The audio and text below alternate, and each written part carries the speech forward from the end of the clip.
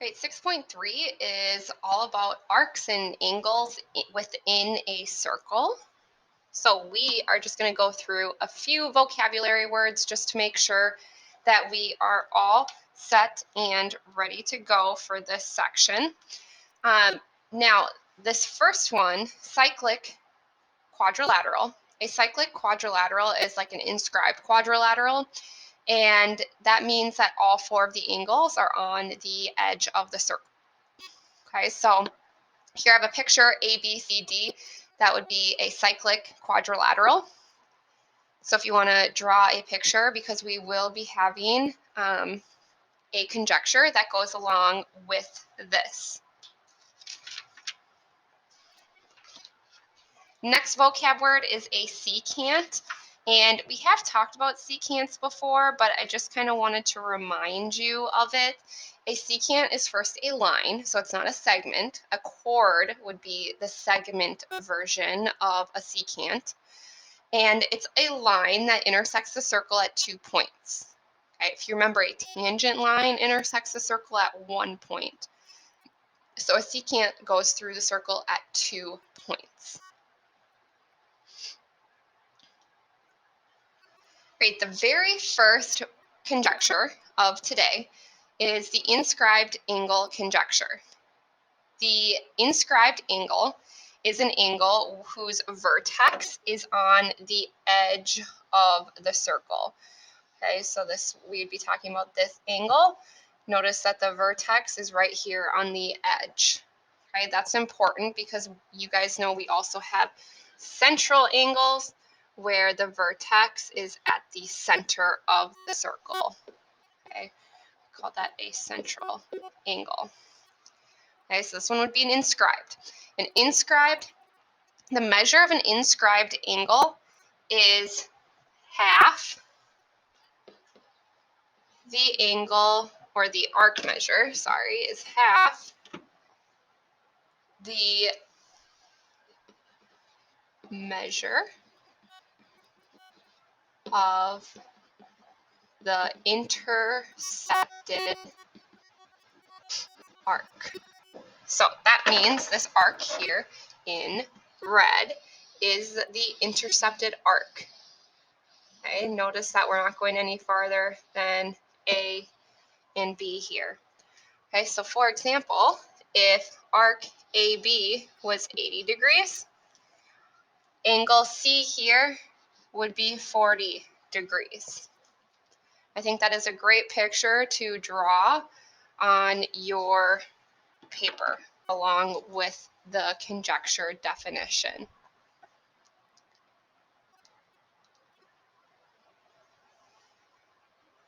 All right, so here we have the inscribed angles intercepting arc conjecture. So notice we have two inscribed angles here. There's kind of a lot going on, so I'm going to try and highlight them with different colors.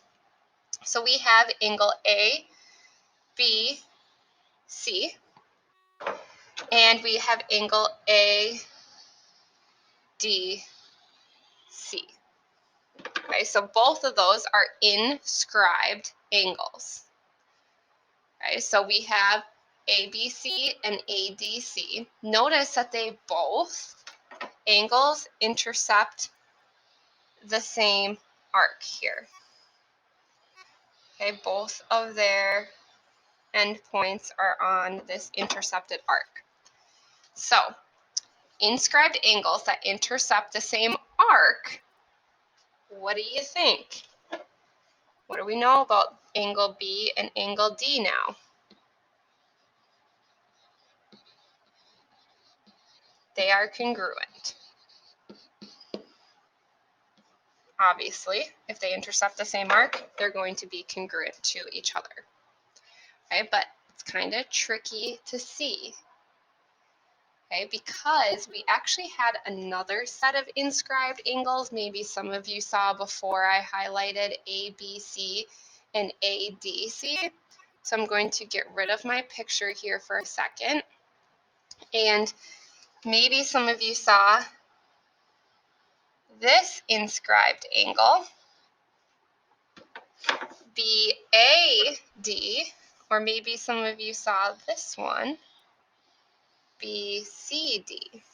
Okay, and notice again, they both intercept the same arc, so that means those angles would be congruent as well.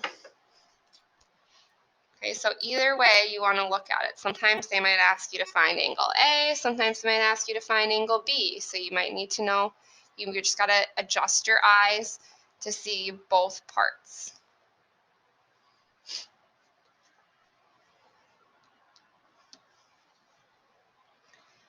All right, next, we're still talking inscribed angles, and we're talking, what if an inscribed angle intercepts a semicircle? So notice here, I have a couple of them just so you could kind of see the difference, but I will just draw one off to the side here. Okay, so if we have this inscribed angle, notice that it is intercepting a semicircle, so this would be 90-degree angle if it intercepts a semicircle.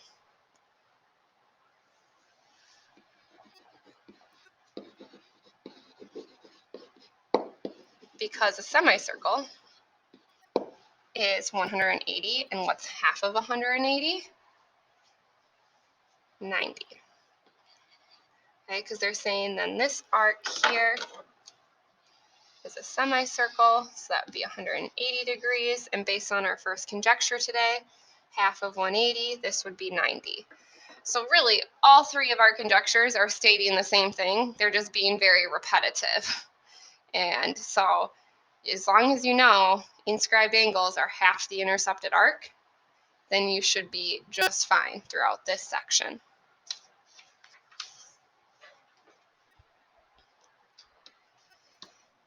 You're probably wondering when we're getting back to the cyclic quadrilateral conjecture. And so notice here I have a picture with a cyclic quadrilateral or an inscribed quadrilateral. And what this says is that the opposite angles, so we'll start with that. The opposite angles of a cyclic quadrilateral are supplementary.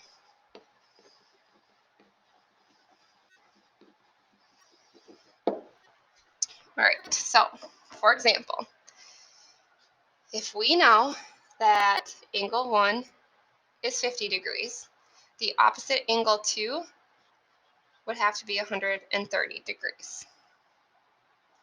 Okay, if we know angle 4 is 30 degrees, we'd have to say angle 3 is 150 degrees. Okay, opposite angles are supplementary. Okay, and let's talk about how that works. Okay, so angle 1, right here,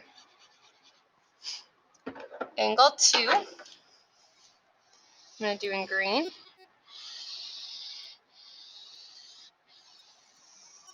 okay, and notice the arcs that they intercept. So let's talk about the red angle, angle 1. It intercepts this entire arc, angle 1, the one in red. Then the one in green intercepts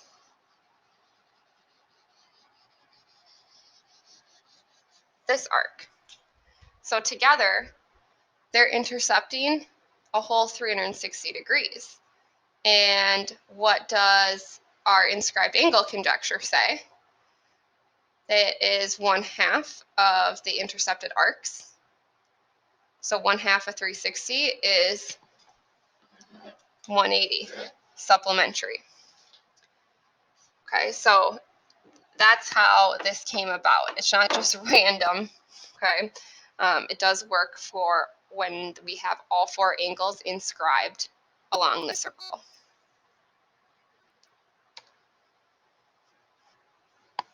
All right, I know this is kind of a lot for today, but this is the last one we're going to discuss today. The last couple conjectures, again, they're all very similar. Okay, so you just have to know what an inscribed angle is, and you should be okay. Here we're talking about parallel lines, and they're intercepted arcs. So if we have parallel lines that go through a circle, like I have shown here, notice that they have intercepted arc here and here. Okay, so parallel lines, you guys know, never touch. So that means they're the same distance apart the whole way. So maybe some of you know that the intercepted arc, they end up being congruent to each other. So parallel lines intercept congruent arcs on a circle. So if I draw another example here, parallel line, okay, congruent, congruent, because they are the exact same distance apart.